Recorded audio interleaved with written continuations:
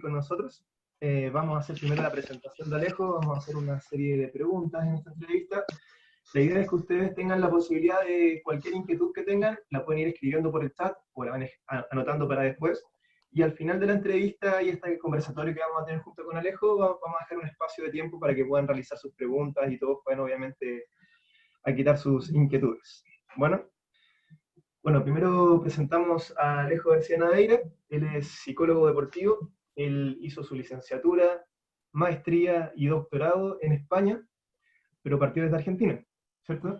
Entonces, él lleva, bueno, dentro de su currículum bastante extenso, él trabajó durante 17 años en el Atlético de Madrid, ya en lo que es el Departamento de Psicología del Deporte del Atlético de Madrid, donde terminó siendo director. Trabajó también en el mismo fútbol en el Almería. En eSports estuvo también, se pegó el salto a los deportes electrónicos y estuvo trabajando en Mad Lions, ¿cierto? Durante un tiempo ahí en varios proyectos de diferentes ramas de eSports, diferentes deportes o disciplinas, ¿cierto? Y además también cabe destacar que es el presidente de la Asociación Española de Psicología y Coaching Deportivo, ¿ya? Dentro de lo cual fue donde nos conocimos hace varios años atrás, ¿cierto? En ese curso muy, muy interesante y bastante útil sobre coaching, ¿cierto? Así que Alejo, bueno, vamos a comenzar. Bueno, me presento también yo. Mi nombre es Alejandro Díaz, soy uno de los directores de la Sociedad Chilena de Psicología del Deporte. Nos acompaña también Paulina Martínez, que es nuestra coordinadora, que aparece también en pantalla con el nombre de Sociedad Chilena, ¿cierto? Ella es la coordinadora quien recibió sus correos y les mandó el link de hoy día. Y vamos a comenzar con un poco, para conocer primero a Alejo, ¿cierto? Un poco de la historia.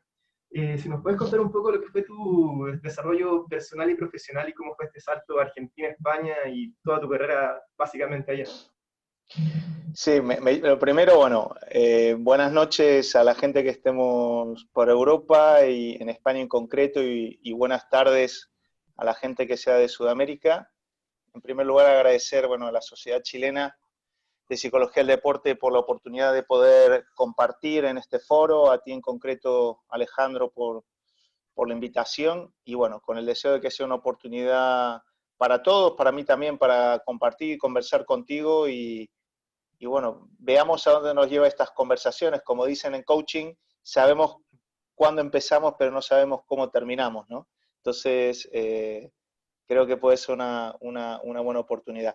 Simplemente, si me permites, antes de responder a tu primera pregunta, solo matizar de que, bueno, que además soy coordinador de la sección de Psicología del Deporte del Colegio Oficial de la Psicología de Madrid, en el cual también soy director de la revista que tenemos de Psicología aplicada al deporte y al ejercicio físico, que es abierta online y bueno, que os invito a todos que podáis acceder a los diferentes artículos, digamos, de difusión, porque es una revista profesional del psicólogo. Y Disculpa, entonces, Alejo, si volviendo... puedes repetir. Sí. Sí, no, está muy bien. Disculpa, Sí, si puedes repetir el nombre de la revista para que la puedan anotar. sí, ¿Revista? sí, revista de psicología aplicada al deporte y al ejercicio físico. RPADEF. Aplicada al deporte. Sí, la edita el Colegio de Psicólogos de Madrid, eso es, y bueno, desde el 2016, finales, que tuvo la inauguración en noviembre, pues tiene una frecuencia semestral la revista. Y creo que hay artículos muy interesantes para todos porque es de corte profesional principalmente, experiencias profesionales, intervención de campo, revisión de algunas temáticas de actualidad.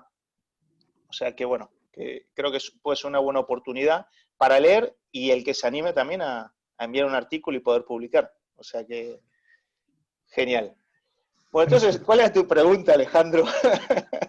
Cuéntanos un poco y haznos entender básicamente cómo comenzó esta aventura cruzando entre continentes y comenzando tu formación y desarrollándola en España, desde Argentina. Sí, Cuéntanos.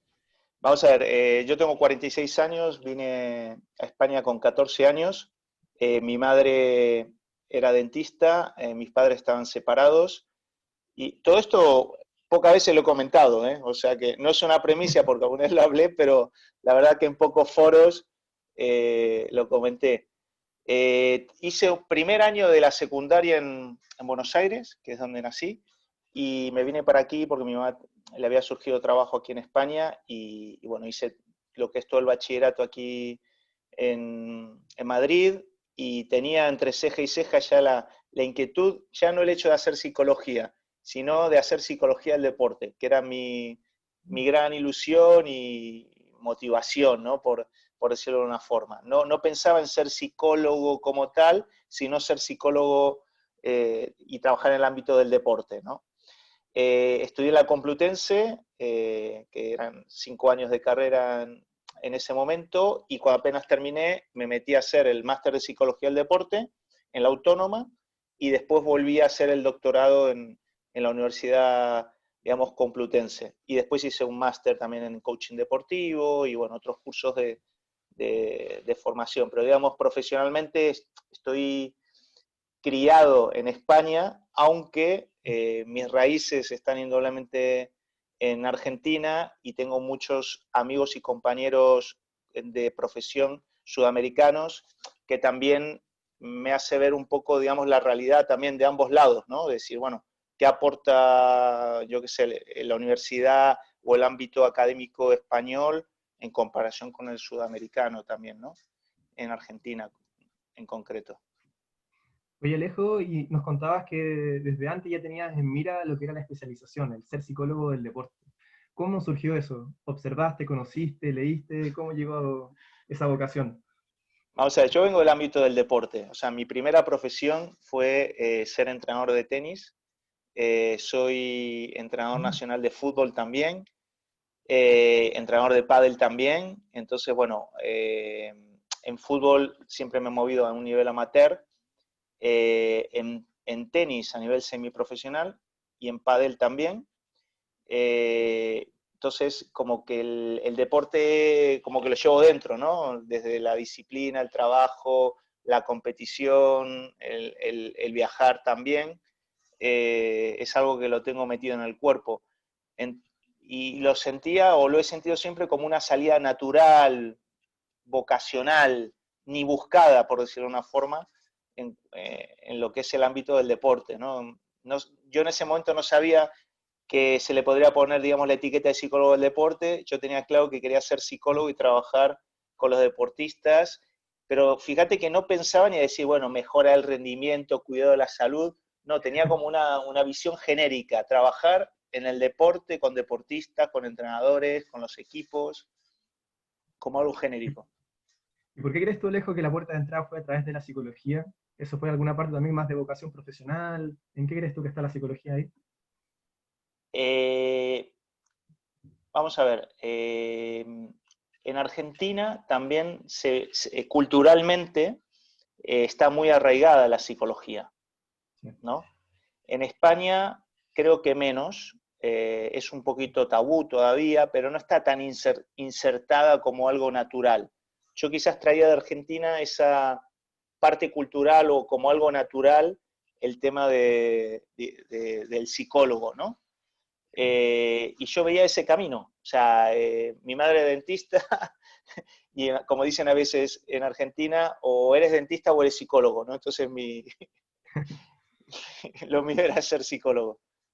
Era lo que queda, perfecto. Oye, y Alejo, una vez que ya tuviste tu licenciatura y te comenzaste a Sí, especializar, ¿cuáles fueron tus primeros pasos o experiencias ya en el campo aplicado, en la práctica en psicología del sí. deporte? Bueno, vamos a ver. Profesionalmente, profesionalmente, no de práctica profesional. Cuando Claro. yo termino justo el máster de psicología del deporte en la Autónoma, esto también lo sabe muy poca gente, tenía que hacer un trabajo de fin de máster, del propio máster, y yo tenía la inquietud de poder acercarme al Atlético de Madrid, ¿viste? Pero no sabía ni cómo, ni dónde, y tampoco tenía la determinación de hacerlo. Dio la casualidad que un amigo mío trabajaba en la parte de producción de un programa para jóvenes que había en ese momento, que llamaba El Salir de Clase, que era de jóvenes, no sé, instituto, y mi amigo trabajaba en la producción y justo ese verano, un verano, grababan la serie en Los Ángeles de San Rafael, que está en Segovia, a las afueras o cerca de Madrid, y grababa el programa, la serie grababa ahí, ¿no? Y ese es un lugar donde el Atlético de Madrid casi todos los veranos hace pretemporada ahí. Entonces mi amigo me llama y me dice, Alejo, venite para aquí que está el Atlético de Madrid. Pero él me lo decía de un punto de vista de aficionado, porque yo siempre he sido del Atlético de Madrid, desde que vine a España, amante del fútbol, no soy ni antimadridista, ni anti de Barcelona, no tengo eso, pero sí soy del Atlético de Madrid.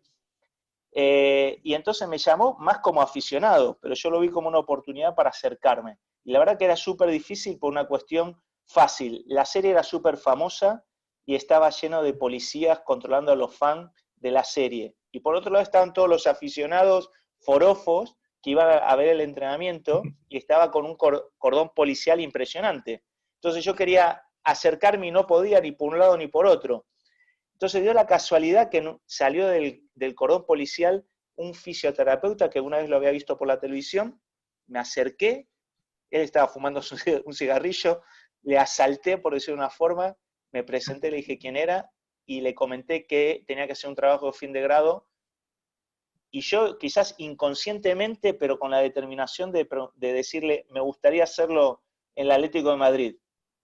Él fue a hablar con el doctor Villalón, que es el jefe de los servicios médicos, y me dice, ¿podés estar mañana a las 8 de la mañana? Y le digo, claro, me quedé con mi amigo que estaba en un hotel, compartí habitación con él, a las 8 de la mañana estaba ahí, hablo 5 minutos con el doctor, que es encantadora como persona y un gran profesional, y a la otra semana tenía una entrevista con el tercer equipo.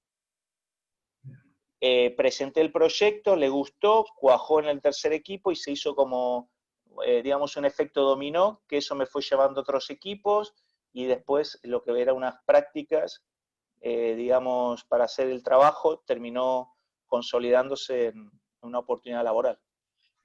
Excelente.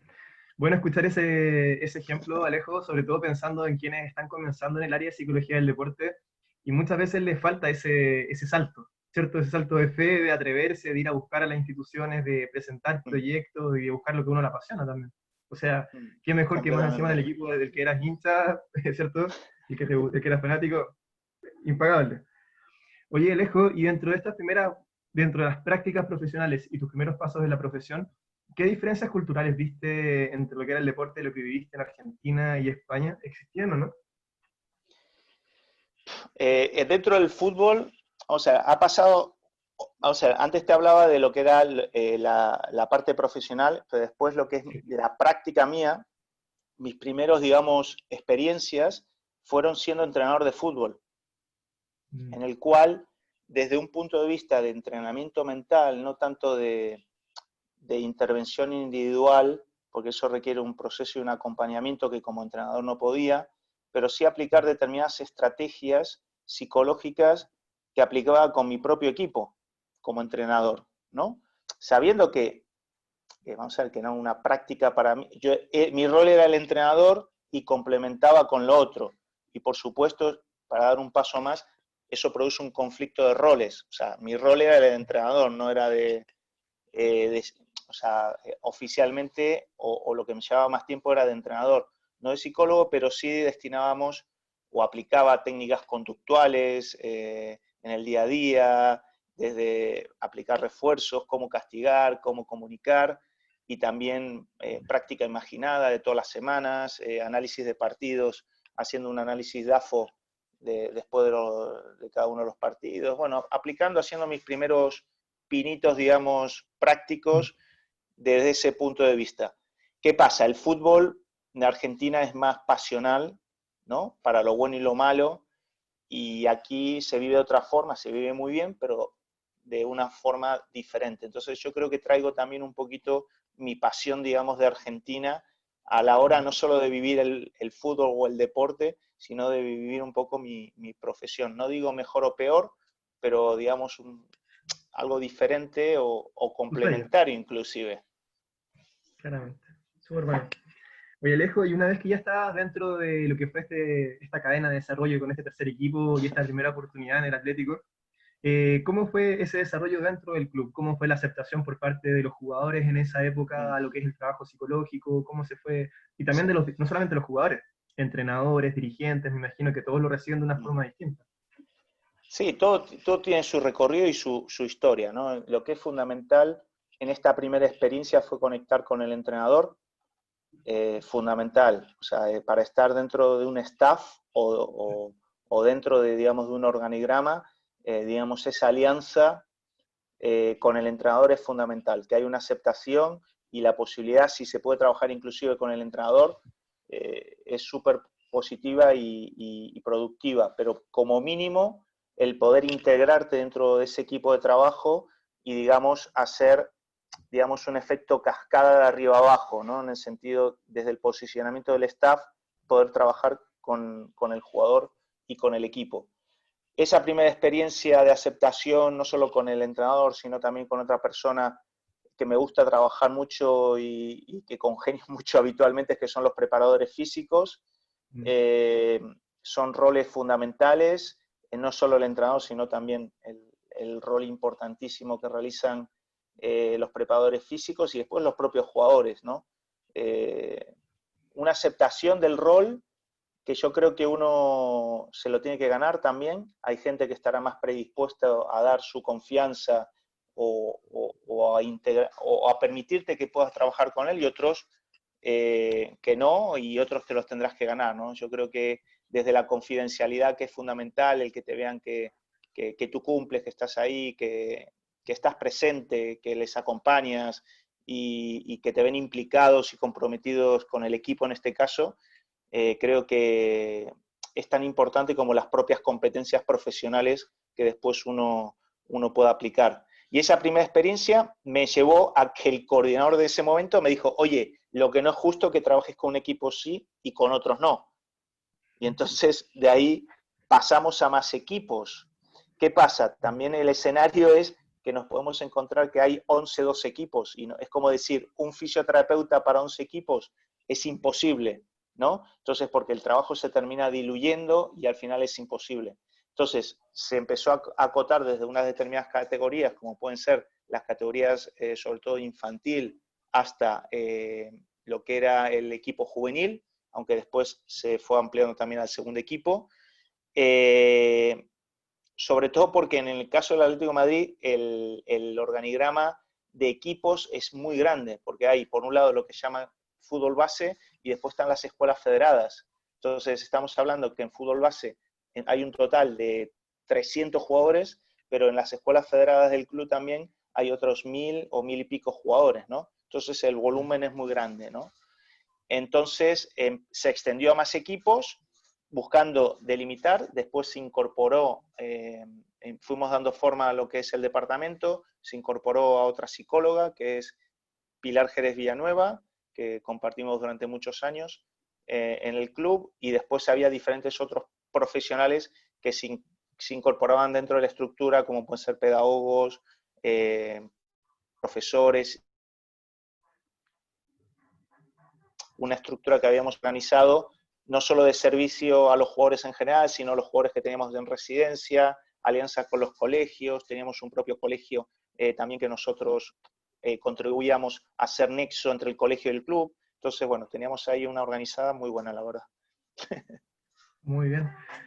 ¿Crees tú que dentro de esto, este primer recibimiento que fue bueno, que como dices tú, hay que ganarse un poco de ese voto de confianza por parte de un cuerpo técnico, una dirigencia, hasta de los mismos jugadores, influenció positivamente tu paso o experiencia en el fútbol también? Que a lo mejor a veces es un complemento el tema de haber sido entrenador, pero también el conocimiento del juego, el entender un poco más, ¿crees tú que ayuda?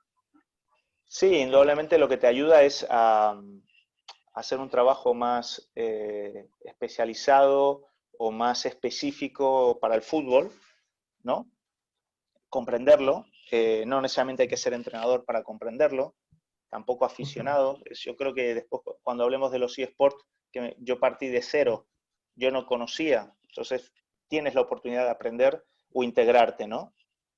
Pero sí ayuda, digamos, no solo a hacer intervenciones más eficaces, ayuda también a hablar, digamos, el mismo idioma o la misma jerga o siendo profesional, pero desde un idioma más cercano, como una vez me dijo el entrenador Aguirre, el mexicano me decía, Alejo, te tienen que ver, digamos, con heridas, te tienen que ver que eres parte, digamos, de la manada para que te puedan aceptar. Entonces, no soy parte de la manada como igual que ellos, pero sí al final es como la película Gorilas en la niebla, que haces un acercamiento, digamos, progresivo hasta que te terminas aceptando dentro de la manada.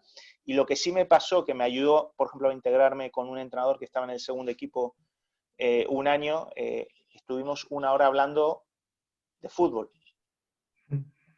Entonces terminé la charla diciendo, Alejo, no sé si serás bueno o no en psicología, pero sí sabes de fútbol. Entonces eso también me abrió puertas, ¿no? Porque fíjate que empecé con un equipo, se fue desarrollando a otros equipos, se integró a gente y después la estructura quedaba en lo que era fútbol base, en las categorías inferiores, pero en función del entrenador del primer equipo estaba en mi caso a caballo o haciendo colaboraciones tanto con entrenadores o con jugadores del primer equipo. Entonces, bueno, todo tiene una historia. Excelente. Alejo, antes de pasar a lo que fue tu última experiencia que has tenido en fútbol, que fue la Almería, Sí, antes de esto tú habías trabajado con la Real Federación Española de Atletismo, eso ¿cierto? es. Y la diferencia entre deporte individual y colectivo, si nos puedes explicar un poco cómo la percibes tú, cómo fue también, a lo mejor, Sí. diferencia a lo mejor en los cuerpos técnicos, en cómo están conformados, si nos puedes explicar un poco. Sí, yo te puedo hablar de mi experiencia, ¿no? Tengo un artículo en la revista Cuaderno de Psicología del Deporte sobre la experiencia profesional del Atlético de Madrid y después tengo en otro artículo del 2016 de la experiencia con la Real Federación Española de Atletismo. ¿Por qué lo digo? Bueno, el que le interese puede acercarse, ahí va a tener mucho más contenido, pero sí es verdad que a mí la diferencia para mí fue un aprendizaje, o sea, salir del fútbol un poco y tener la vivencia con el atletismo me fue muy productivo por una sencilla razón, porque son realidades deportivas, pero cada uno con sus diferencias, ¿no? Pero tanto en el contexto, que el atletismo es más metódico, más estructurado, con mucha historia, con mucha trayectoria, mucha disciplina, mucho trabajo. Y después eso también, aparte que, claro, por ejemplo, un jugador de fútbol, salvo pretemporadas o momentos puntuales que tenga un entrenamiento diario de 2 horas, normalmente no doblan, salvo estos periodos de pretemporada y demás. Los atletas, en función de la modalidad atlética, doblan o entrenan por la mañana y por la tarde, y los que están en la Bloom, en el Centro de Alto Rendimiento de Madrid, por ejemplo, los que son menores de 18 años, estudian hasta el bachillerato. Hay una cultura también en torno al estudio bastante arraigada y se busca que después tengan una continuidad en la universidad, pero ya de por sí, por el tipo de entrenamiento, por los horarios, por la dedicación, ya es diferente, y eso hace a la persona. Entonces, me acuerdo el primer día cuando empezaba en la federación, me llamó la atención que hablo con un atleta para quedar y tener una cita, y me saca una PDA y me dice, bueno, a ver, ¿a qué hora quedamos? Que me lo quiero agendar. Yo estaba acostumbrado también del fútbol, que quedas y que si terminan el entrenamiento y tal, como que más light, ¿no? Más distendido. O sea, con profesionalidad, pero algo más distendido, ¿no? O intervienen más elementos, o simplemente de ir a ducharme y que tardo más porque hay más gente en el vestuario y la ducha, o que se acabe el agua, o que hay otra actividad después. En cambio, los atletas es como más sota caballo rey, como más estructurados, más disciplinados, ¿no? Eh, entonces, yo creo que eso fue algo impactante para mí, el choque de esas dos realidades, que estamos hablando de deporte, y creo que del fútbol el atletismo podría aprender muchas cosas, al igual que los del fútbol pueden aprender sobre atletismo, desde método de entrenamiento a un poco esa estructura, esa rigidez que le da fortaleza en el caso del atletismo. ¿Y crees tú, además de también lo que es como el deporte como concepto cultural de cada uno entre fútbol y atletismo, los entrenadores en su formación, en su avidez de aprender, a lo mejor hay diferencias también, crees tú, ¿no? Según lo que tú pudiste experimentar. Vamos a ver, hay un hándicap o una limitación que yo tuve cuando estaba en la Federación de Atletismo. Mi rol estaba integrado dentro de los servicios médicos. Perfecto. Entonces, fue otra experiencia súper enriquecedora el desarrollarme más en lo que es el trabajo interdisciplinar. Todos los martes teníamos sesiones clínicas con los fisios, con los médicos, nutricionistas y demás, y hacíamos un repaso de los atletas de alto rendimiento y cada profesional liderado por el médico hacía una aportación y se hacía, digamos, un análisis, ¿no? de cada atleta. ¿Qué es lo que pasa? Que ¿quién va al médico? Pues el que tiene algún problema, o están con las analíticas, o hay un déficit de algo y demás. Entonces, mi rol estaba muy asociado más al déficit, más que a potenciar, digamos, rendimiento, al menos inicialmente.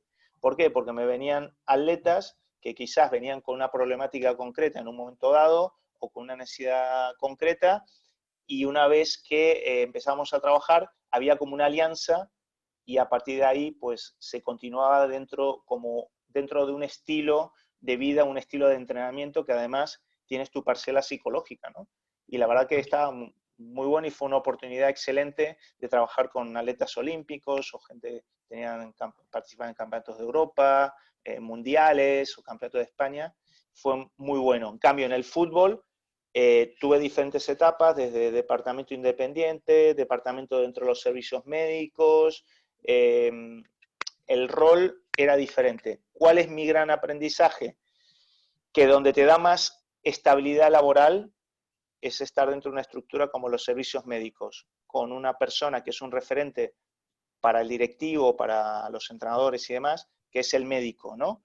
Pero después, a la hora de trabajar y de proyectarme profesionalmente, cuando he estado como departamento independiente no es aislado, sino relacionado con el de preparación física, con el de entrenadores y con los demás, ahí hemos sido más potentes a la hora de trabajar, profesionalmente hablando. ¿Y qué tal tu experiencia, Alejo, al pertenecer a este equipos como de cuerpos médicos finalmente en lo que es el trabajo interdisciplinario? ¿Cómo ha sido tu experiencia en ese ámbito?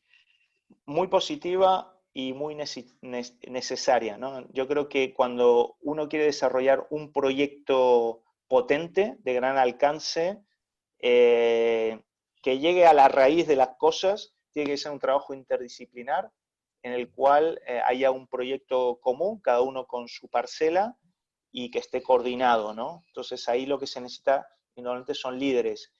¿Qué significa esto? Que cuando hablamos de servicios médicos, la figura tiene que ser el médico, ¿no? Como referente, pero después cuando yo he participado dentro de un sistema de trabajo interdisciplinar en el fútbol, el líder era el director deportivo, Claro. que nos hacía sentarnos y planificar conjuntamente. Entonces se necesitan líderes, digamos, que sean visionarios y que tengan esta visión interdisciplinar. Genial.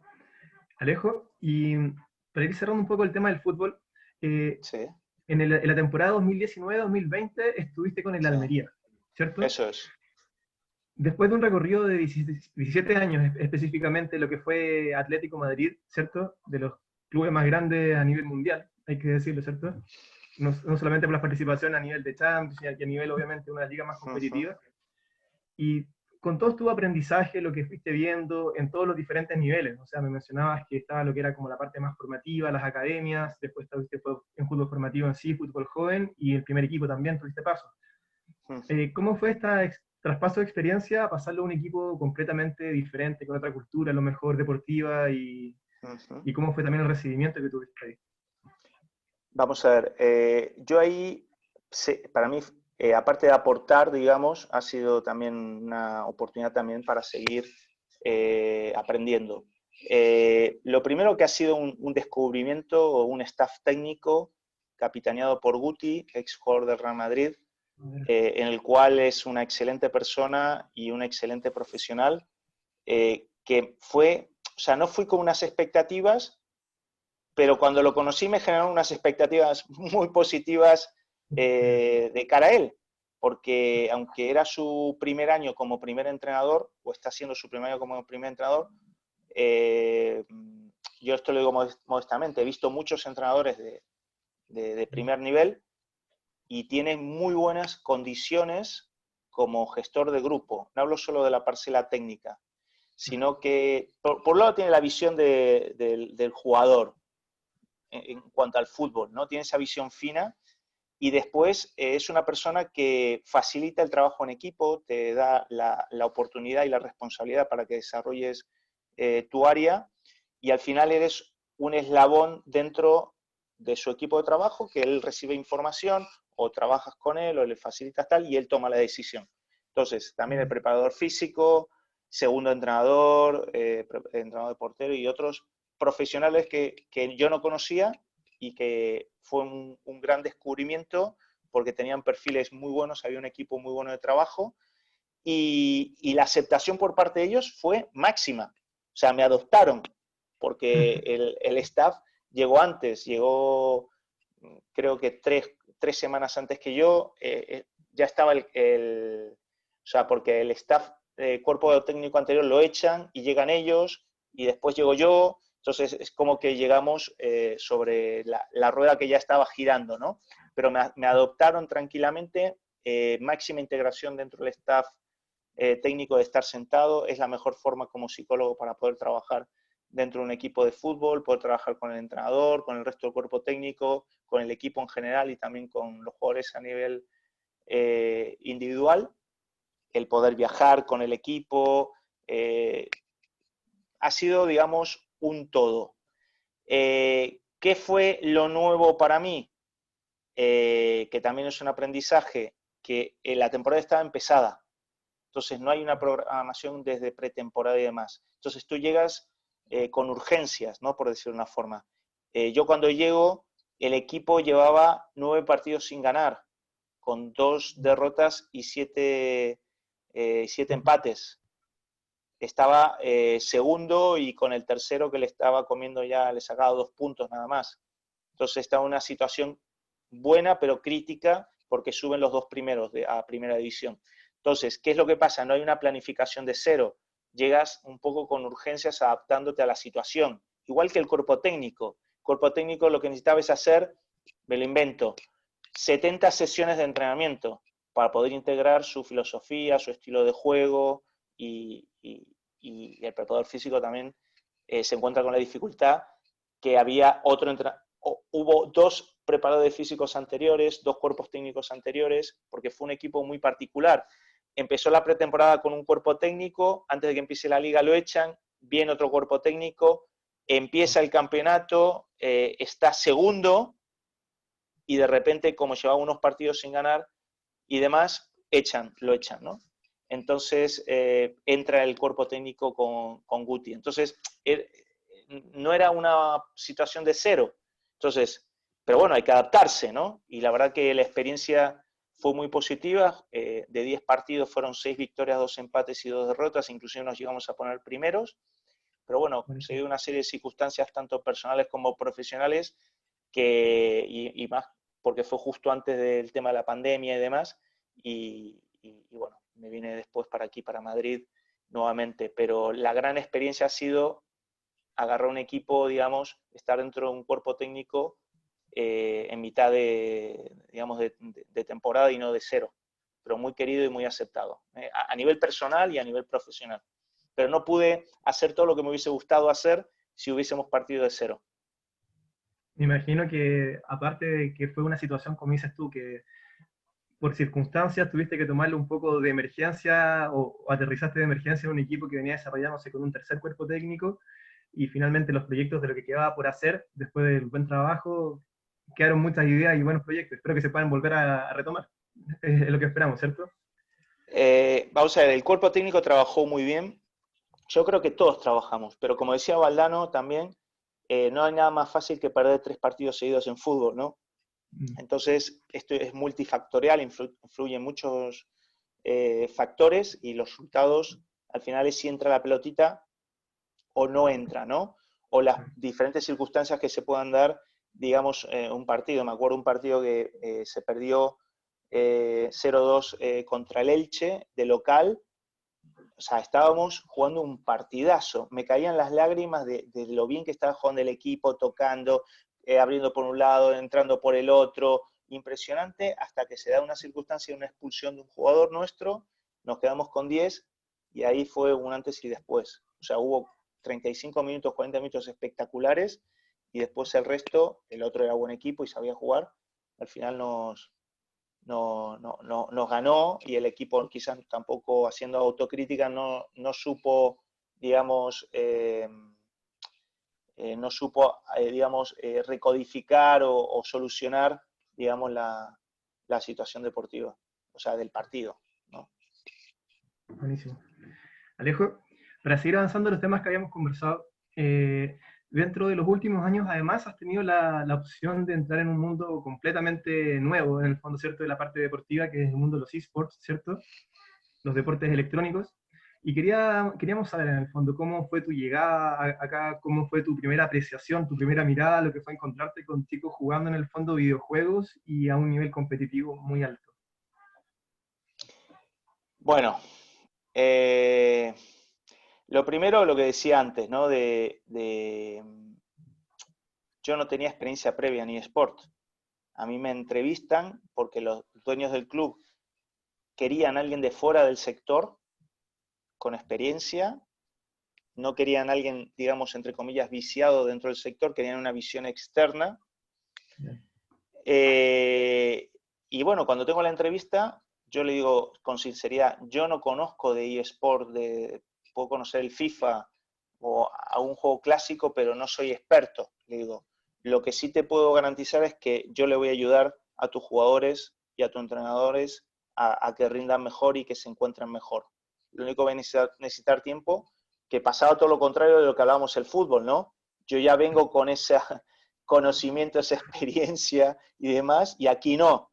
Entonces, aquí lo que tuve que hacer es, lo primero, ponerme primero de conocer a las personas, ¿no? Y sus circunstancias, tal. Quizás me hablaban al principio y me sonaban algunas cosas en chino, entonces decir, bueno, ¿cómo hago yo para mojarme en todo esto? Y bueno, viendo entrenamientos, viendo competiciones, viajando con los equipos, leyendo para formarme y tener conocimiento sobre los juegos y demás, fue lo que me permitió acercarme a lo que es la realidad de los eSports y poder hacer intervenciones más adaptadas a sus requerimientos, ¿no? En el sentido, tenía las herramientas, pero las herramientas hay que adaptarlas y hacerlas aterrizar en los eSports. No es lo mismo, ¿no? No es lo mismo el perfil del gamer, no es lo mismo la propia actividad, y después hay una interacción entre ambas, ¿no?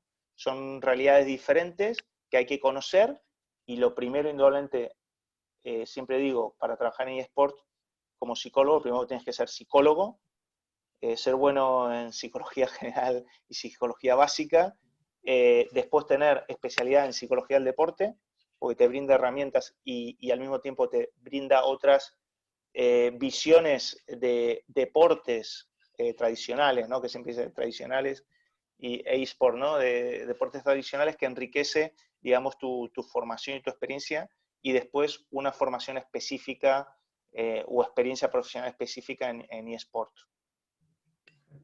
Súper buena la aclaración que haces, Alejo, porque muchas veces ocurre, y no solamente en el mundo de los esports, sino que en muchos deportes donde el ex deportista o el fanático de un deporte o un equipo cree que simplemente por conocer desde el lado o la mirada del fanático, finalmente uno ya puede ingresar porque tiene experiencia en el área. Pero la experiencia en el área se da justamente de lo que es la formación profesional, ¿cierto? Desde la especialización y cómo te vas desarrollando, y luego vas integrando en el fondo tus conocimientos, ¿cierto? Ahora, Sí, completamente. Así, eso podría ser también en otros deportes. O sea, imagínate que yo soy entrenador y soy forofo del fútbol y soy solo psicólogo. Bueno, solo entre comillas, que es mucho, ¿no? Pero sí, que no tengo una formación especializada. Pasaría exactamente lo mismo. justamente la importancia de la especialización. Ahora, Alejo, recién nos comentabas que justamente uno de los factores que favorecieron en el mundo del fútbol, en la primera experiencia que tuviste como psicólogo deportivo, fue que finalmente entendías mucho el lenguaje del fútbol, del deportista, cómo hablan, las terminologías. Y en el mundo de los esports también me ha tocado vivirlo.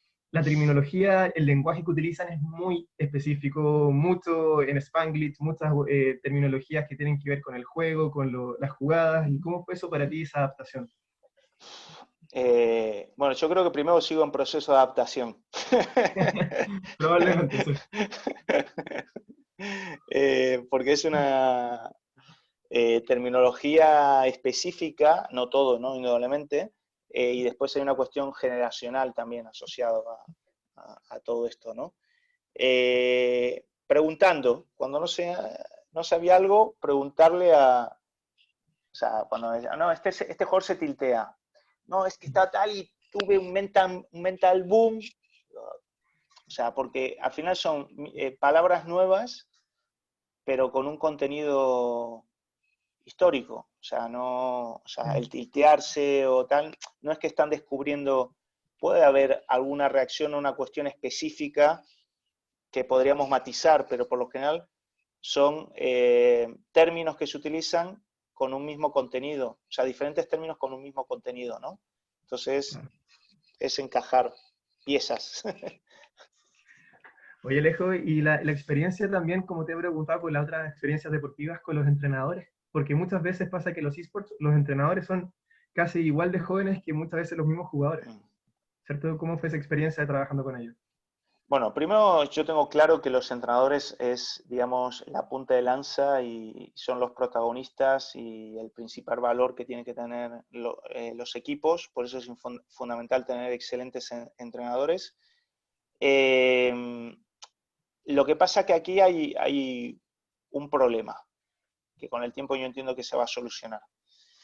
Primero, no existe una titulación oficial de entrenador, porque los eSports no están catalogados dentro de un área tampoco, como tal, si es, o tiene que ir al Ministerio de Deporte, o al de, digamos, al de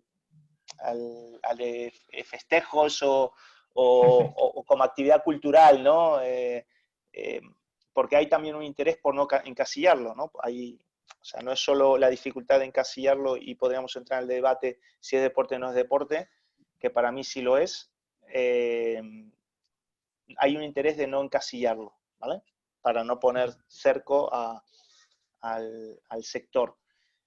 Entonces, no hay titulaciones oficiales de entrenadores, no hay formación. Entonces, el entrenador es, en el mejor de los casos, un exjugador que da el salto a ser entrenador, o inclusive gente que tiene dominio del juego sin haber sido exjugador, ni tampoco ser un gran jugador, pero que tiene conocimiento sobre el juego o tiene competencias de gestión y lo compensa y ejerce como entrenador.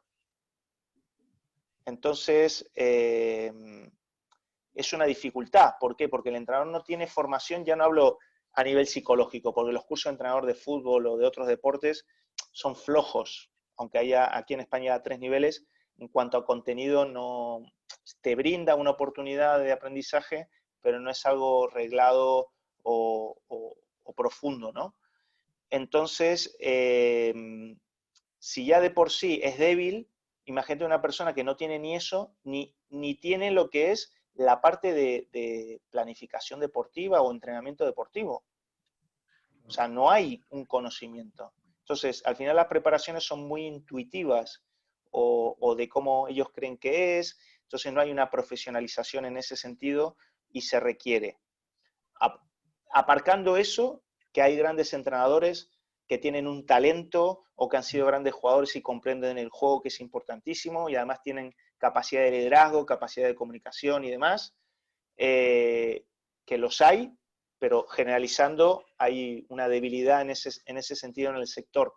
Entonces, es muy importante trabajar con el entrenador, no solo el psicólogo, sino, por ejemplo, el preparador físico, para que entre todos podamos diseñar esa metodología de entrenamiento. Por ejemplo, en Mad Lion teníamos un modelo que habíamos desarrollado entre todos, porque no teníamos un referente fijo externo. Nosotros creamos nuestro propio método con reparto de cargas físicas, cargas psicológicas, carga del propio juego, planificación de la semana, el prepartido, todas cuestiones que en el fondo muchas cosas las traemos del entrenamiento deportivo. Y lo integramos en los eSports para que sigan evolucionando. Además, al igual que yo he aprendido cosas en los eSports que me han ayudado después, por ejemplo, en mi última experiencia con el fútbol, en el Almería. Te voy a poner un ejemplo. Guti me decía, con gran acierto, no quiero, como la carga física va descendiendo en los días previos del partido, él decía intuitivamente, es muy difícil que el jugador parta de 0 a 100 en el día del partido, que el viernes haga un bajón, o sea, jueves y viernes vaya bajando y lo tenga aquí abajo, y el día del partido lo quiera tener al 100%. Y lo decía, entonces, ¿qué es lo que aprendí yo ahí en los eSports? Que realmente la estimulación a nivel cognitivo se sigue dando. O sea, los jugadores no tienen un descenso cognitivo de actividad previa a una competición, al contrario, le dan más caña muchas veces, ¿no? Sí, es verdad. Entonces, ¿qué es lo que significa? Indudablemente la cabeza tiene que descansar, indudablemente, pero los que son previos a lo que es la competición, 1 o 2 días antes, la intensidad y la actividad mental la puedes mantener a un nivel alto, aunque a nivel físico la mantengas baja. Buenísimo. Ahí Entonces entra también el desarrollábamos concepto, entrenamientos. disculpa, ahí entra también el concepto de lo que es entonces la carga mental, ¿cierto? Sí, Dentro de la completamente. planificación. Ujú. Claro, yo le decía al preparador físico, le decía, oye, vamos a ver, hoy toca carga baja física, mañana carga media, pasado carga alta. Bueno, a nivel mental, el día que tienes carga baja es buen momento para meter carga mental. Cuando es el día medio, pues también carga mental media, y cuando hay alta carga física, bajar la carga mental. Entonces teníamos una planificación a lo largo de la semana de las diferentes cargas. Lo que hay que hacer es evaluar después esas cargas y cuantificar, como por ejemplo eso también lo aprenden los eSports, en el sentido de que cuantificábamos actividades según el peso y la carga que podía representar para el jugador. Jugar contra un equipo Tier 1 o Tier 2, Tier 3 es diferente. Claro. O sea, según el nivel de rival, a más nivel, más carga mental. No es lo mismo tener una charla de 1 hora que les quemo la cabeza que tener una charla de 20 minutos. No es lo mismo hacer una jornada en la cual haya análisis de partido a que no lo haya, ¿no? Entonces, todas esas actividades las íbamos cuantificando y clasificando, aunque sea intuitivamente, en función de la carga mental que representaba de cara al jugador. Y me imagino también que de la misma forma en que fueron con el tiempo sabiendo cómo organizarse como equipo técnico, como staff, para saber repartir un poco y dividir bien las cargas, hubo momentos en que muchas veces se sorprendieron en que muchos entrenadores piensan muchas veces que la carga, tanto física como mental, técnica y tal, las tácticas, son parejas y todo el día de la semana le dan a full, completamente a máxima carga a todos los jugadores y con lo que eso también conlleva. ¿Te pasó ver alguna vez algo parecido? O sea, la clave es, en mi caso, en tanto preparador físico, en Mad Lions cuando estábamos con Alejandro, que él es preparador físico y estaba coordinador y preparador físico. Tenía ese doble rol. Es importantísimo el sentarte con tu equipo de trabajo, explicar los conceptos, lo que es la carga mental, lo que es la carga física, lo que es la carga también de trabajo, que termina afectando también a la carga física y la carga mental, para hacer una estructura, digamos, conjunta, ¿no? O por lo menos darle información al entrenador, y al final el entrenador es el que decide, en el sentido que ha pasado que, oye, mira, que hay mucha carga, veo una cierta fatiga mental en ciertos jugadores, o físicamente convendría reducir para que no haya una sobrecarga física de cara al partido o post partido, y al final el entrenador decide, porque el entrenador también tiene esa visión fina y al final es el líder que tiene que tomar decisiones, ¿no? Entonces, que se haya pasado a un entrenador alguna vez, pues sí, o yo mismo cuando era entrenador. No pasa, de todas formas. Y me imagino que el mismo índice o indicador que tú hablabas recién, que es el TIL, ¿cierto? Como estos niveles Sí. de frustración finalmente de los jugadores, terminan siendo básicamente un indicador de los niveles de sobrecarga que pueden llevar los jugadores también dentro de la semana, que puede observarlo tú y advertírselo a un entrenador, como también puede verlo él. Vamos a ver, yo siempre le digo que a la competición hay que llegar con el vaso medio vacío, en el sentido de que, vamos a ver, ¿cómo se llena el vaso? Se llena de tener una sobreexposición a lo que es a cualquier dispositivo, ¿no? O una sobreexposición a tu propio juego, o que lleves una mala alimentación, un mal descanso, que lleves altos niveles de estrés diario, ¿no? O no tengas ocio. Todas esas cosas van sumando y van llenando tu vaso. Entonces, ¿qué pasa? Si tu vaso llega medio lleno a lo que es la propia competición, cuando cae una gota se desborda. Entonces puede ser que caiga la gota y se raye la persona, se tiltea, explote emocionalmente, que tenga una baja tolerancia a la frustración como comentabas, o termine quemándose, ¿no? Entonces yo creo que hay una parte, digamos, no solo preventiva, sino de un estilo de entrenamiento, un estilo de vida en torno al gamer que potencie su rendimiento y su salud, porque al final las dos cosas van asociadas. Perfecto. Alejo, y solo en virtud del tiempo, porque está demasiado, siento, productiva y entretenida la charla y la visión que nos ha estado dando. Nosotros conversamos con un tema que teníamos que tocar hoy día, que es muy importante, sobre todo con mucha gente oyendo, es el tema del coaching. El coaching Sí. hoy en día es una herramienta que se relaciona mucho con la psicología, en relación con nosotros, pero como si fuera uno de los trabajos que pudiésemos hacer y no se entiende como la estrategia de intervención, que es cierto como una buena herramienta dentro de la psicología. Pero también ha permitido también mucho lo que es el intrusismo profesional. Me gustaría si nos pudiese explicar cómo se vive en España, lo que ha sido tu experiencia y cómo se ha estado normando el último tiempo. Bueno, yo voy a transmitir mi visión, ¿vale? En el sentido de mi visión que va con mis valores y mis creencias, ¿no? Asociadas. Vamos a ver, el coaching es una estrategia de intervención psicológica en modificación de la conducta. ¿Qué significa?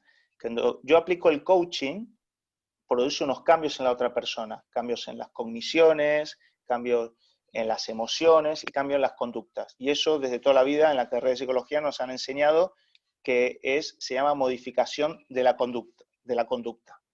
Vale, a partir de ahí podemos ponerle un origen más filosófico, más romántico, de que si el origen del coaching tiene diferentes orígenes, de la psicología, otras líneas, podríamos debatirlo, podríamos estar 100 años debatiéndolo, indudablemente el origen viene desde la propia psicología humanista, desde la propia psicología positiva. Si sacamos eso, el coaching no tiene ni estructura ni contenido, pero bueno, podríamos debatirlo y demás. Lo que está claro que al final termina siendo una herramienta de trabajo que es útil, es eficaz, complementa, digamos, el repertorio de actuación o de intervención del psicólogo, porque siempre tenemos que hacer, digamos, intervenciones a medidas del cliente y cuando estamos en alto rendimiento, pues indudablemente hay que ser muy bueno evaluando y muy bueno interviniendo, y si tienes diferentes herramientas, posiblemente vas a ser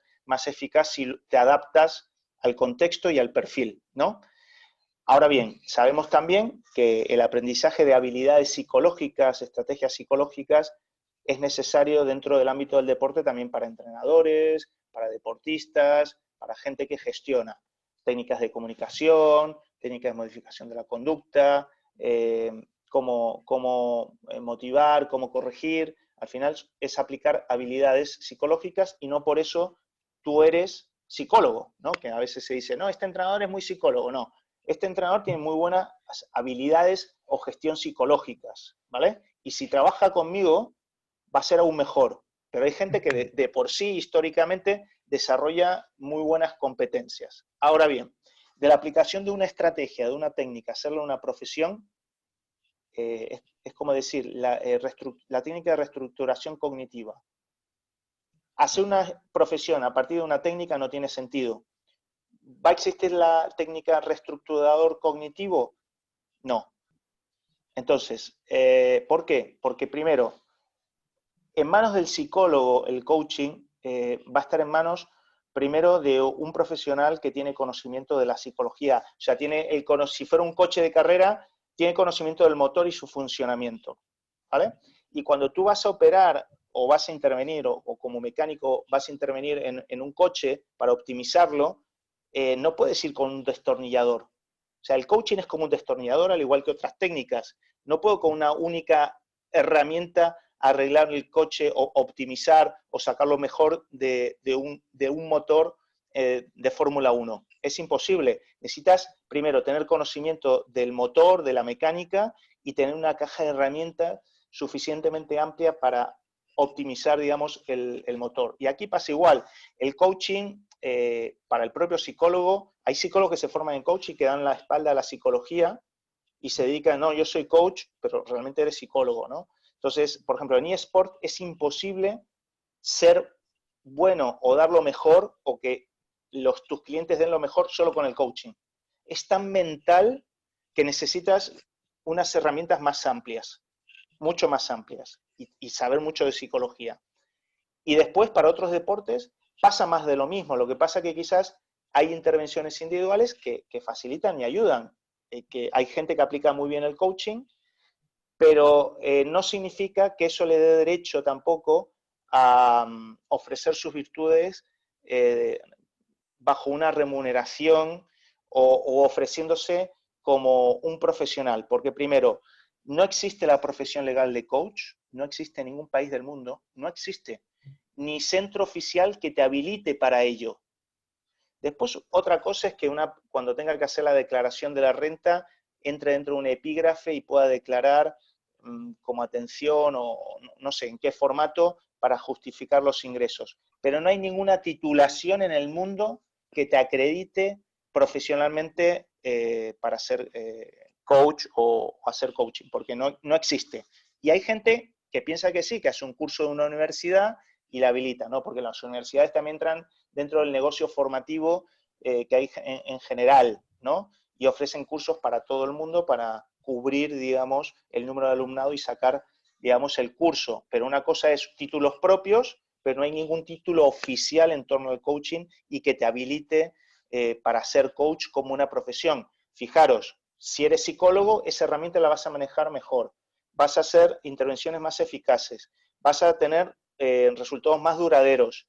Tienes el respaldo de una institución que es el Colegio de Psicólogos, una institución oficial que es el Colegio de Psicólogos. Cuentas con un código deontológico. O sea, tienes una formación de 4 o 5 años de carrera, más formación específica en el ámbito de actuación como puede ser psicología del deporte.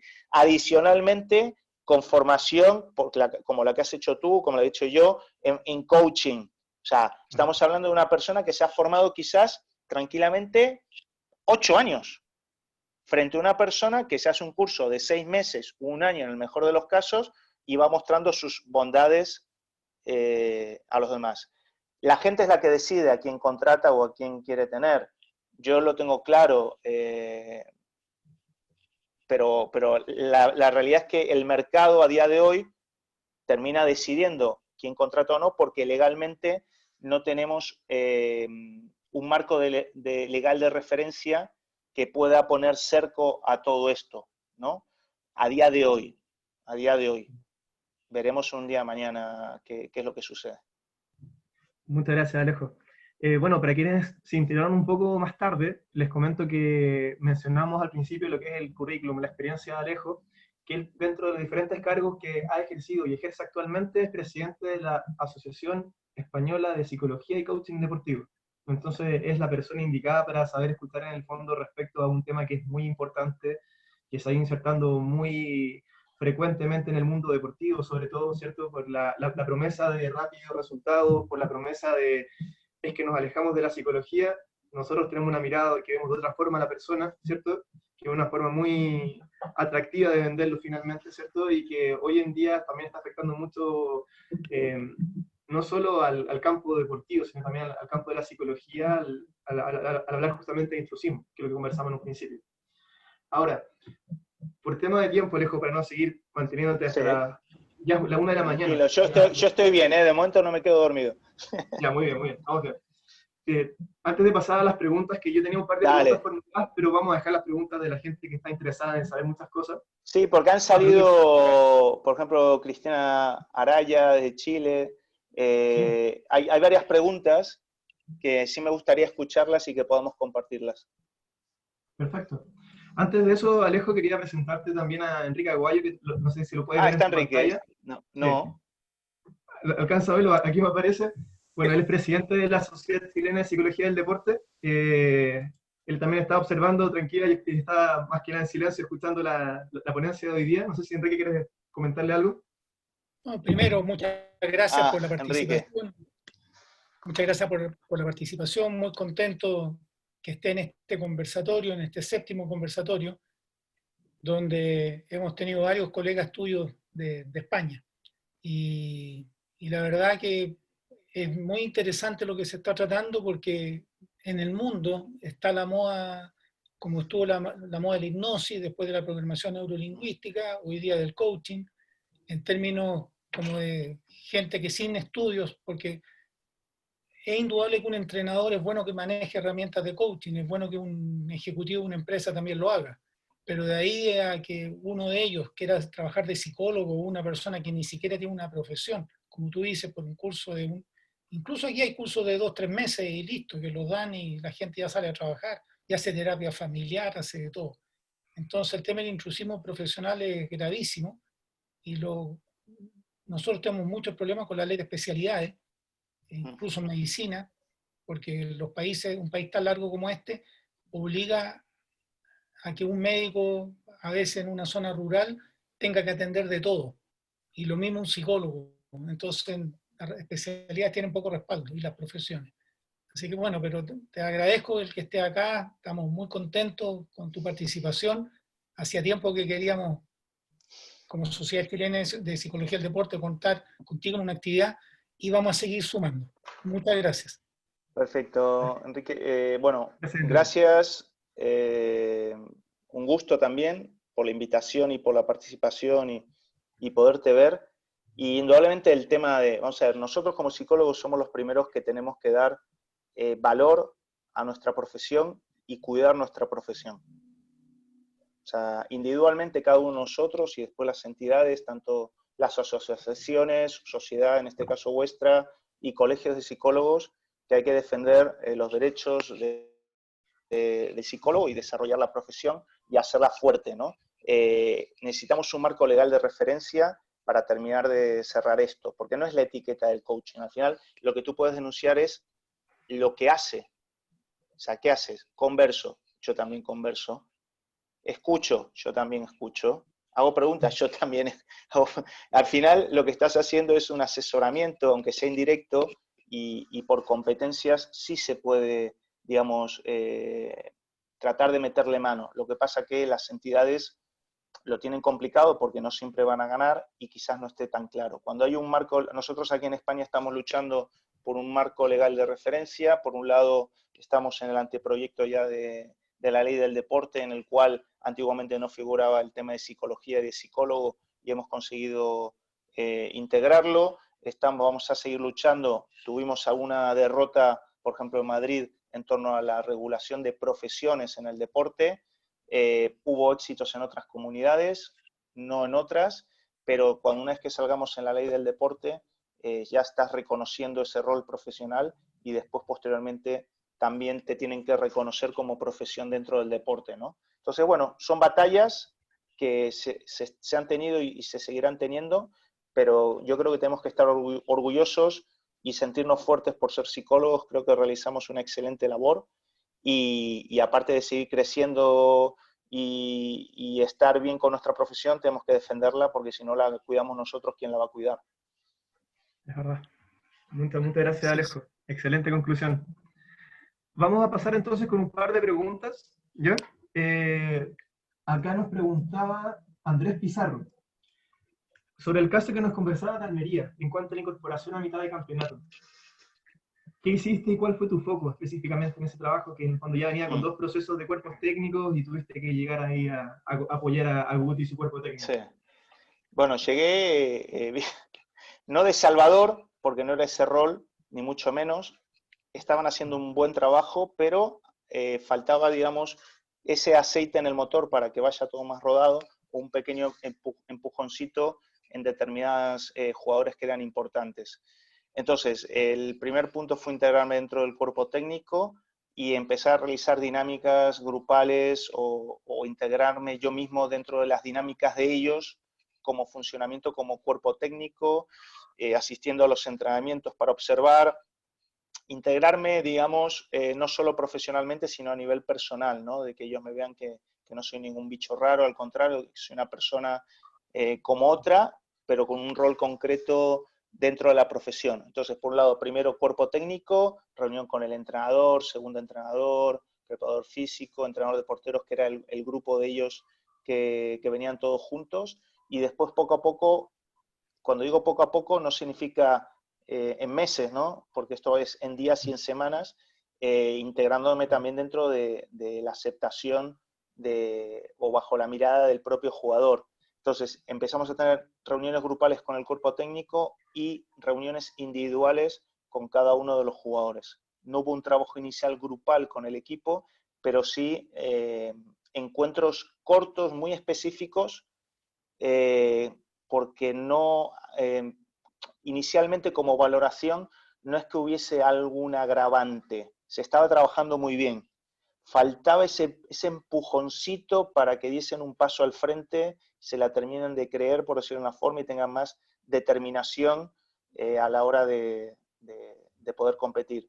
Por ejemplo, en una sesión de entrenamiento, veía 2 jugadores antes del entrenamiento y 2 jugadores después del entrenamiento, o inclusive algunos después, digamos, por la tarde. Y entre medias, pues tenía encuentros o convivía con el cuerpo técnico. Muchas gracias, Alejo. Acá hay una pregunta que es muy interesante porque esto es un tema que hemos conversado junto con Enrique y un grupo de psicólogos que estamos trabajando acá y tiene que ver con el retorno a las canchas. ¿Ya? Pregunta acá Carolina Oyarcábal, ¿cómo podemos ir trabajando el retorno a las canchas a nivel individual y colectivo? Manejo de ansiedad, coloca ella. ¿Dices por la pandemia? ¿Por la pandemia dices? Claro, justamente. Bueno, nos levantó un dedo. Vale, aquí hay varias cuestiones. Saben que aquí en España el día 12 de junio se empieza la liga nuevamente. Saben que en la Bundesliga, en Alemania, ya empezó, al igual que, por ejemplo, en Costa Rica y algún otro país que están jugando a puerta cerrada. La peculiaridad que hay aquí, que quedan en España, por ejemplo, 11 partidos para terminar el campeonato, ¿no? Y hay, desde Segunda B, desde Segunda, que se van a jugar los 11 partidos, Primera, que se van a jugar los 11 partidos, y Segunda B, que es la categoría que está por debajo de Segunda, tienen que hacer unos playoffs nada más, o sea, se recorta el campeonato para jugar solo playoffs. Nos encontramos en una situación indudablemente anómala, nueva y de gran aprendizaje para todos. Ahora bien, importante, todos los periodos de confinamiento de todos los equipos y jugadores es fundamental, en el sentido que, al igual que hacen sesiones de entrenamiento online, lo que es, no hablo solo de entrenamiento mental, sino también de cuidado de la salud mental de los jugadores y del cuerpo técnico, es fundamental. Entonces, los clubes que cuenten con psicólogos del deporte, con formación en área clínica o sanitaria, es un valor añadido y una ventaja, porque hay un primer bloque que es periodo de confinamiento. Sabemos que durante periodos de 6-8 semanas hay un descenso de las capacidades físicas, técnico-tácticas y mentales. Entonces, mentalmente sabemos que este confinamiento, aparte de la salud mental y la pérdida de las capacidades mentales, hay un descenso en general. Entonces, después el jugador vuelve a entrenar. Este nuevo entrenamiento es en desescalada. ¿Qué significa? Que es progresivo, individual, después siguiente semana grupos reducidos de 10 jugadores y después con el grupo total con normalidad. ¿Qué pasa? Ese periodo previo a la competición es más corto inclusive que un periodo de pretemporada, con todas estas peculiaridades. ¿Qué significa? Que el jugador no va a llegar bien preparado para lo que es la competición a ningún nivel. O sea, se sabe que se multiplican por 6 el número de lesiones, por ejemplo, se sabe que jugar de local ya no es el peso para unos equipos como tenían antes, se ganan solo 5 partidos de 27 partidos de local, el factor campo desaparece, los jugadores tienen miedos, tienen inseguridades, tienen sus propias circunstancias personales, jugadores que no quieren ir a entrenar porque tienen miedo de contagiarse, ir a su casa y contagiar a su familia, a un hijo quizás que tenga algún tipo de problema, o a un familiar que por edad sea población de riesgo también, tienen miedo. Ves en la Bundesliga defender y no es el marcaje férreo o la fortaleza que han tenido en otros momentos. Hay una cierta distancia. Entonces, ¿qué quiero decir con esto? que en todo esto hay cuestiones comportamentales que hay que atender. Y cuando hago comportamentales es tanto de la parte emocional como la parte cognitiva y las conductas, digamos, puras y duras. Y tiene que haber un plan de atención para todo esto. Y todos los clubes no lo tienen. No tienen esa visión. Y tenemos que transmitir y ofrecer este servicio porque es muy necesario desde un punto de vista de salud y también desde un punto de vista de rendimiento. Perfecto. Muchas gracias, Alejo.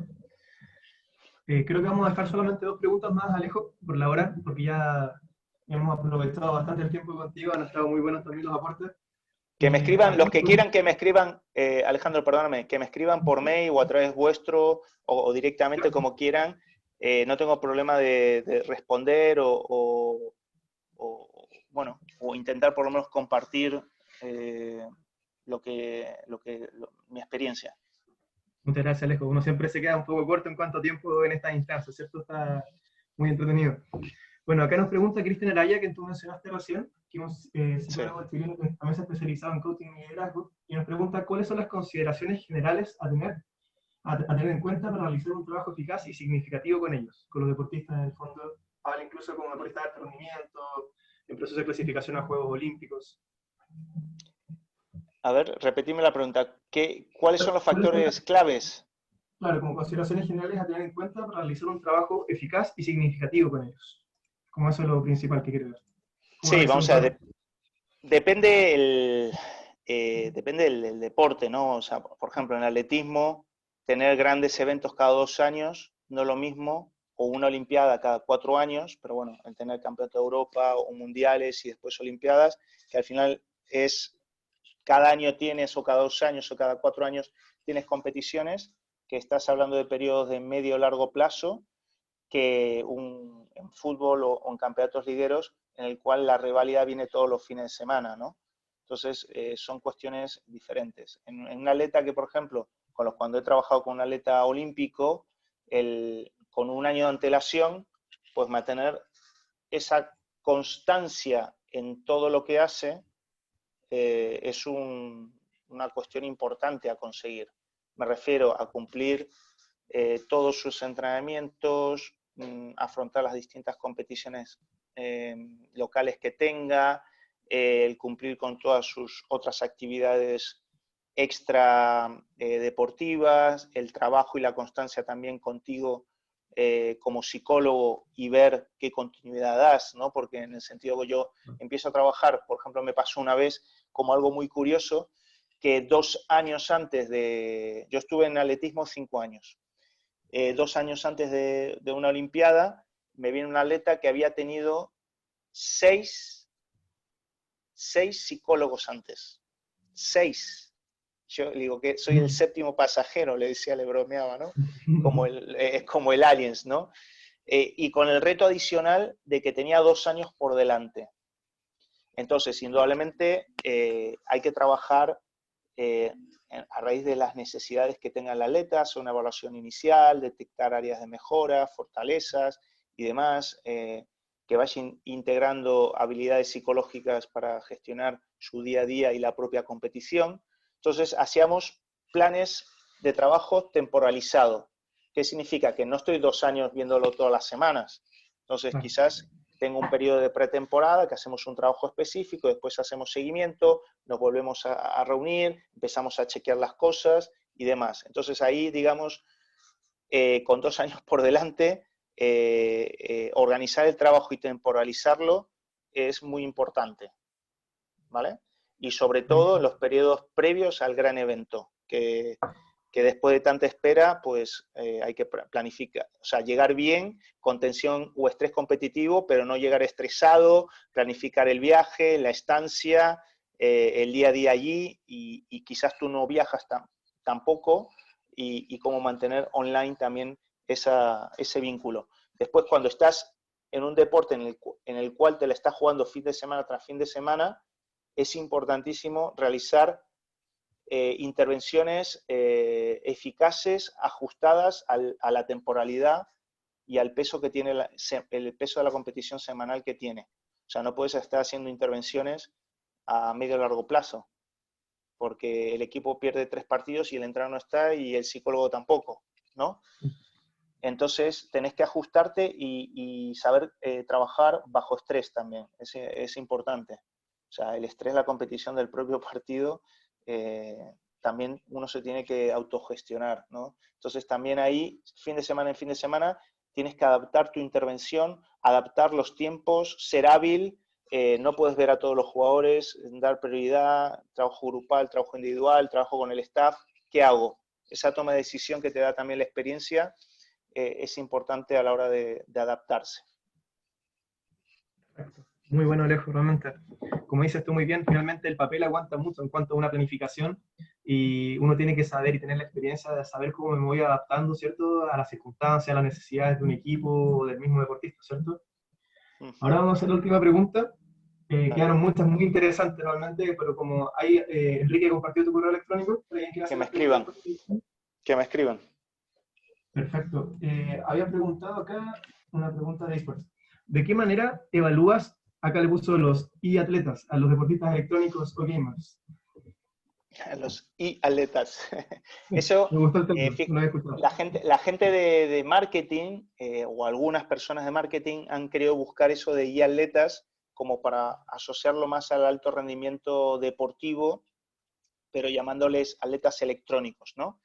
La otra vez me preguntaba uno por qué se le llaman gamer y no jugadores, ¿no? Entonces yo decía, bueno, de mi ignorancia, entiendo que también es para poner una etiqueta o un nombre y diferenciarte de lo que es el jugador, desde jugador ¿cómo se llama?, de juegos del azar o jugadores deportivos, sino que se llaman gamer y los diferencias también, ¿no?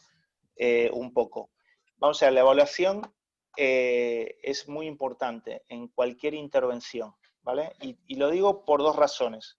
Pasa mucho en el ámbito del deporte, sobre todo con la gente novel que se mete dentro del ámbito y está más pendiente o con la inquietud de qué hacer y antes de seguir un proceso básico, metodológico de intervención. Y en eSport pasa mucho también, porque hay muchos psicólogos jóvenes que no tienen especialidad en el ámbito del deporte y que se van acercando a los mundos de los eSport y salen con la formación básica, digamos, básica de la propia carrera, ¿no? Cuando te tenés que foguear y tenés que seguir aprendiendo y tenés que tener tus primeros casos, aparte de tu especialización. Entonces, como mínimo tiene que ser un formato ABA, ¿no? De que haya una evaluación de línea base, una intervención y una evaluación en tiempo 2 para ver la evolución y hacer el seguimiento. Entonces, ¿qué evaluamos? Pues tenés que evaluar desde la parte más orgánica o psicofisiológica a las propias competencias o habilidades psicológicas, al propio contexto de los eSports o ambiente de los eSports y también de su equipo, por ejemplo, dentro del club, y después también lo que es su esfera social, personal o digamos, o familiar, ¿no? Todas las medidas psicofisiológicas son muy importantes. A través de medidas, indicadores de biofeedback, en algunos casos, aunque no se pueda adaptar todavía a nivel metodológico de tecnología, de accesibilidad y desde un punto de vista práctica para el día a día del uso del psicólogo, toda la parte de neurofeedback también, es interesante poder tenerlo, o diferentes herramientas, juegos o actividades que te den un indicador, aunque sea indirecto, de ciertas capacidades mentales, como pueden ser la toma de decisión, la concentración mantenida, la agilidad mental, que son todas funciones cerebrales, porque muchas veces nos centramos en la parte mental, que está muy bien, pero el cerebro tiene unas estructuras y un funcionamiento, es como el chasis, que también, digamos, hay que evaluar a través de cuestionarios, a través de entrevistas, observando, buscando indicadores de rendimiento dentro del propio juego, que todavía tienen que asentarse y hay que matizar, ¿no? No solo para nosotros, sino para el análisis de los propios profesionales o del propio entrenador, ¿no? Indicadores de rendimiento que seguirán evolucionando, se meten los de Big Data. Esto va tan rápido que indudablemente se irá. Y lo que te estoy contando ahora puede ser que de aquí a unos años sea algo arcaico para el ámbito, ¿no? Porque va evolucionando a una velocidad impresionante, pero es verdad que lo que es a nivel de investigación, el ritmo es muchísimo menor. O sea, el sector va como un tiro y los investigadores y profesionales vamos a un ritmo más lento. ¿Por qué? Porque los investigadores no son jóvenes investigadores que nacen de la investigación del eSport, es gente que viene de otro sector a estudiar el fenómeno de los eSports. Entonces no es gente integrada o que conozca de raíz el sector, sus condiciones, su terminología, su jerga, como hablábamos antes, y demás. Entonces, pero poco a poco irá saliendo nuevos investigadores con gran formación y que vengan o que sean especialistas del sector. Y eso va a hacer que esto, ¡fum!, en unos años también vayamos para arriba. Claro, interesante desafío. También formalizaría un poco más también lo que es el rol del psicólogo también dentro del mundo de esports, con buenas herramientas actuales de poder obviamente evaluar con más elementos, como dices tú, está el biofeedback, neurofeedback, variabilidad cardíaca, tenemos cada día más herramientas a la mano. Hay que ir validándolas simplemente. Ahora, Alejo, para ir cerrando, me acuerdo que hace un par de días en una publicación que compartimos y conversamos, hablamos justamente, así como pasa con el coaching, también pasa Sabía. muchas veces. Yo sabía, Sabía ¿cierto? que me ibas a decir. Con las aplicaciones de los celulares también pasa muchas veces que termina reemplazando muchas veces como el trabajo psicológico. En vez de ser un complemento, que está muy bien, de tu encuentro que es una muy buena herramienta, ¿cierto? ¿Qué nos puedes comentar al respecto? Vamos a ver, yo tengo claro, al igual cuando veo determinados manuales o libros, que puede ser, salvo excepción, generalizando un material complementario de apoyo para la labor del psicólogo, ¿no? Entonces, determinados programas, es que claro, inclusive, fíjate, hasta quizás te cobran por descargarte el programa, ¿no? Me imagino que puede ser hasta negocio, ¿no? Una app que, por ejemplo, te ayude a relajarte y demás, puede estar bien hasta un cierto momento para quien lo necesite, ¿no? Yo creo que ahí antes tiene que estar la visión profesional del experto, en el cual para hacer aunque sea una breve valoración y digamos, establecer una línea de trabajo a partir de esta valoración para que pueda mejorar. Entonces, algo impersonal que puede ser bueno para una cosa, pero no para todas, a mí me genera muchísimas dudas. A mí no lo veo correcto. Es más práctico decir, bueno, lanzo este programa y quedo bien, hago buen marketing, quizás hasta gano dinero y ya está, que realmente coger el toro por los cuernos y decir, oye, aquí tenemos un problema de salud mental y de entrenamiento psicológico que hay que atender. ¿Quién es el profesional que va a atender esto? Pues los psicólogos, que ahí estamos y ahí tenemos que luchar y tenemos que dar visibilidad. Un programa no puede ser una alternativa a un complemento, sí, pero no una alternativa a nuestro trabajo. Buenísimo, Alejo, muchas gracias. Tenía esa pregunta guardada hace tiempo, como te había dicho, desde que lo conversamos ahí por redes, dije, estaba fijo. Bueno, Alejo, primero que todo darte las gracias, estuvo muy entretenida la charla, muy aterrizada en terreno en cuanto a lo que es como información práctica para quienes están desarrollándose en este campo. Espero que les haya gustado a todos también. Agradezco también la asistencia de la gente que nos mandaba saludos también por mensajes de Guatemala, Perú, de España, también la gente que está de Chile, obviamente. Y dejo para el cierre también, Enrique, si nos quiere decir algo al final. Ha estado buenísimo los dos, muy, muy bien. Nos quedamos con 1000 temas en el tintero, así es que te vamos a seguir invitando a otras actividades nuestras que tenemos pensado. Así que muchas gracias y Genial. Alejandro, la asistencia, estamos con un grupo bien regular de asistencia que ya sabe que los martes en este horario tenemos a muy interesantes invitados como hoy día ha sido Alejo. Muchas gracias, Alejo. Bueno, muchísimas gracias por la invitación. Para mí es un gusto, me he encontrado cómodo, a gusto, charlando de lo que me gusta. Y bueno, hoy ha sido, digamos, entre comillas, un monólogo más mío, pero indudablemente que haya un intercambio de visiones complementarias o para reforzar temas, pues es fundamental para seguir consolidando la psicología del deporte y desarrollando, digamos, nuestro rol profesional, en este caso dentro del ámbito del deporte. Buenísimo. Okay. Lo dejamos hasta acá entonces hoy día. Muchísimas gracias, Alejo, gracias a todos los asistentes y nos estaremos viendo en un nuevo conversatorio la próxima semana. Que estén muy bien. Hasta luego. Adiós. Pablo Gracias. Niro, próxima semana va a estar Pablo Niro, psicólogo de River Plate. Buenísimo. Muchas gracias, Entrevistado, Enrique. Muchas gracias. entrevistado por Paula Ortiz. Buenísimo. Hasta Muchas luego, gracias, Alfonso. qué bueno. Fuerte abrazo. Muchas gracias, que estén bien. Chao, chao. Chicos, Alejandro, Hasta luego. Enrique. Hasta luego, que esté muy bien. Oh, que estén bien, bien.